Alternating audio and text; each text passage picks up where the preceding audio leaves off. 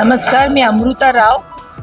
नुकताच श्यामची आई या माझ्या चित्रपटाला, मी निर्मिती केलेल्या चित्रपटाला नॅशनल अवॉर्ड मिळाले आणि त्यामुळे हा चित्रपट बघतानाही मला खूप आनंद झाला आहे. असे चित्रपट व्हायला हवेत. असे चित्रपट होत नाहीत म्हणून लोक पाहत नाहीत आणि लोक पाहत नाहीत म्हणून बनत नाहीत.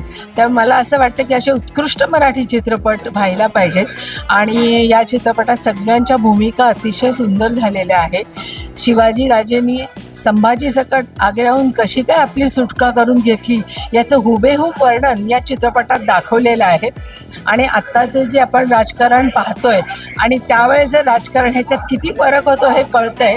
तसंच मराठी भाषा ही जास्त समृद्ध व्हायला पाहिजे. त्याला आता अभिजात भाषेचा दर्जा दिलेला आहे. तर मराठी चित्रपट, मराठी नाटकं मराठी प्रेक्षकांनी नक्कीच बघायला पाहिजेत आणि हे चित्रपट पाहण्यासाठी तुम्ही थिएटरमध्ये येऊन हे चित्रपट पाहायला पाहिजेत. हे जास्ती महत्त्वाचं आहे, कारण जर थिएटरमध्ये लोक आले नाही तर थिएटर बंद होतील, निर्माते चित्रपट बनवणार नाहीत. तर मला असं वाटतं की मराठी भाषा जागृत ठेवण्यासाठी सुद्धा हे मराठी चित्रपट लोकांनी थिएटरमध्ये येऊन पाहायला पाहिजेत. एवढंच मी सांगेन. नमस्कार, मी शिवानी जोशी बोलते.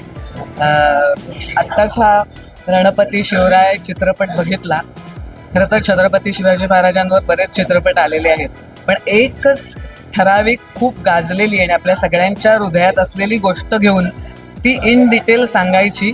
त्यामुळे ती गोष्ट पूर्णपणे आपल्याला कळते आणि टेक्निकली पण आणि सगळ्या कलाकारांनी पण खूपच छान कामं केलेली.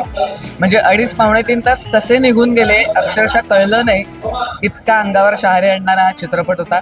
तर या चित्रपटाच्या निर्मात्यांना आणि सगळ्या कलाकारांनाही हार्दिक शुभेच्छा.